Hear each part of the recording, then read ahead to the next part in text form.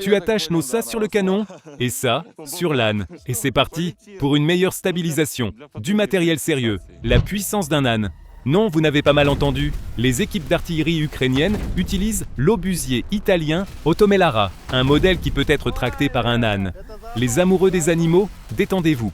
Contrairement aux Russes, les Ukrainiens ne traînent pas de pauvres animaux à la guerre. Ici, les ânes ont été remplacés par des camionnettes et même de vieilles Lada soviétiques.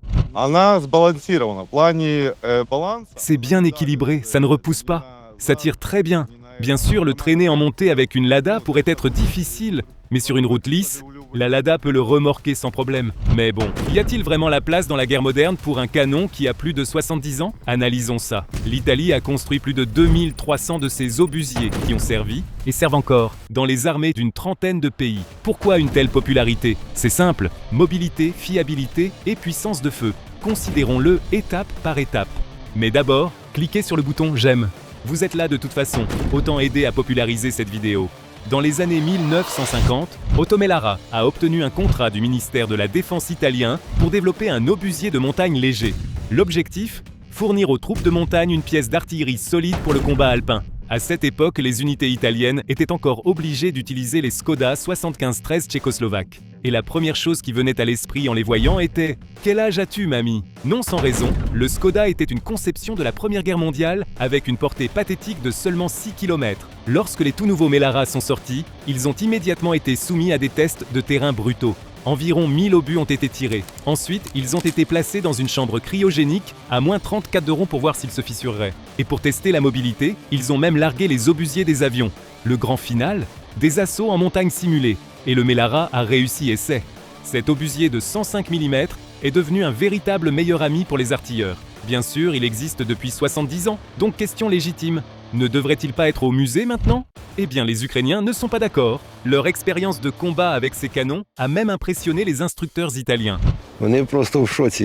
Eux, les Italiens, sont choqués de la façon dont nous utilisons ces choses. Ils ne les utilisent pas comme nous. Cette équipe opère à seulement 5 km de la ligne de front. Et depuis qu'ils ont reçu le Melara, les troupes russes ont commencé à suer un peu plus. Nous travaillons à différentes portées. Cela peut être 1 km ou 2 km, et nous pouvons tirer à la portée maximale qu'il permet, de 2 km à 5 km, selon le secteur. Pour réduire au silence l'artillerie ukrainienne et détruire les positions fortifiées, les Russes continuent de larguer des bombes lourdes dans ce secteur. Si votre obusier devient une cible prioritaire pour l'aviation ennemie, cela en dit de la précision de votre équipe.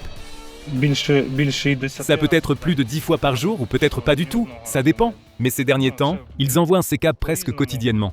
Quand des bombes guidées te foncent dessus, rester assis à attendre n'est pas la meilleure option. Alors, les équipes ukrainiennes ont testé la vitesse à laquelle elles pouvaient remballer le Melara et déguerpir vers une nouvelle position. Selon la conception italienne d'origine, cet obusier peut être démonté en 12 pièces, chacune pesant jusqu'à 130 kg. On pouvait le transporter par les airs avec un UH, un UE, le faire rentrer dans un M113 APC ou, si l'on est de la vieille école, l'attacher à un âne. Ça a l'air génial. Mais comment ça se passe dans le monde réel? Il s'avère que les Ukrainiens peuvent le démonter en quelques minutes. 10 minutes. Et si c'est urgent, on a des gars costauds. Tu le saisis et tu pars. Tu le sors. Totalement faisable. On va le tirer. Si le déplacement n'est pas possible, la taille compacte du Melara le rend parfait pour le camouflage. Quelques filets de camouflage, des branches, et il disparaît littéralement des drones ennemis qui bourdonnent au-dessus. Premièrement, il est vraiment difficile à repérer par un drone. De plus, nous le camouflons bien. C'est un énorme avantage. Deuxièmement, il ne flash pas. Pas de résidus de tir. Nous pouvons tirer de jour comme de nuit. Les autres canons émettent un énorme flash. Celui-ci non. Donc nous pouvons travailler 24 heures sur 24 et 7 jours sur 7. Ce tir sans flash? Un atout majeur. Il maintient l'équipage en vie et rend chaque tir invisible la nuit. L'obusier britannique L-119 possède la même caractéristique. Nous avons une vidéo à ce sujet. Le lien est en haut à droite. Au début, tout le monde n'était pas convaincu par le Melara. Certains artilleurs étaient sceptiques. Ils étaient habitués à l'artillerie de l'ère soviétique, puis sont progressivement passés à l'équipement de l'OTAN. Nous étions hésitants quand on nous a d'abord fait changer. Avant, nous utilisions le Mesta B, puis ils nous ont donné ce Melara. En termes de taille, il est 5 fois plus petit. Mais une fois que nous sommes entrés dans le combat, il a fait ses preuves. Bien plus précis, facile à manipuler, très mobile. Nous sommes tombés amoureux de lui. Le Melara est équipé d'un canon de 105 mm avec une longueur de canon de 1,4 m. Avec les obus américains standard M1, il peut atteindre jusqu'à 10,5 km. Avec les missiles, sa portée s'étend à 13 km. Et dans la vaste steppe ukrainienne, ce petit canon ne connaît pratiquement pas de répit, à cause des assauts russes constants. 150 снарядов. Nous tirons environ de 100 à 150 obus par canon par jour. La tâche principale de cet obusier est de protéger l'infanterie ukrainienne qui tient la ligne dans les tranchées directement sur la ligne 0. Les meilleurs tirs sont ceux où l'ennemi n'arrive même pas à s'approcher et reçoit un cadeau de gros calibre à mi-chemin. Dans les pays qui ne sont pas en guerre, le canon est présenté lors de démonstrations pour les civils. Sur le front ukrainien, il fonctionne sans arrêt. De nouvelles cibles apparaissent pour l'artilleur 24 heures sur 24. Інтенсивність така дуже. L'intensité est folle.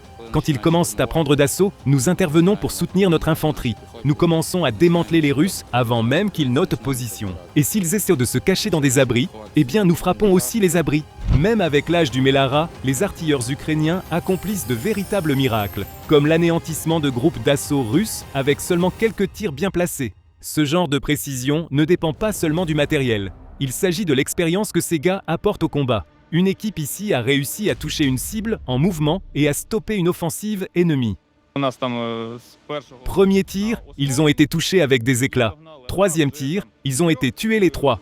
Pour obtenir une telle précision, ils combinent le canon à un drone. Le drone éclaire, repère et corrige leur tir. Avoir des yeux dans le ciel multiplie vraiment vos chances de détruire l'ennemi. Працювали по піхоті. 10. Nous travaillons contre l'infanterie. Environ 10 gars sont sortis. Nous leur avons effrayé un peu pour qu'ils ne s'approchent pas. Nous avons frappé leur abri. Au début, nous les avons touchés, puis ils se sont dispersés et ont couru se cacher. Le drone a tout filmé. Et nous avons touché l'abri en plein dans le mille. Une particularité intéressante du Melara est qu'il peut tirer des obus américains M67 HEAT de 105 mm. Ce sont vos meilleurs amis lorsque vous avez besoin de percer plus de 100 mm, environ 4 pouces, de blindage en acier et d'arrêter un assaut de véhicules lourds. Штурми ворога. Tout récemment, nous avons repoussé un autre assaut.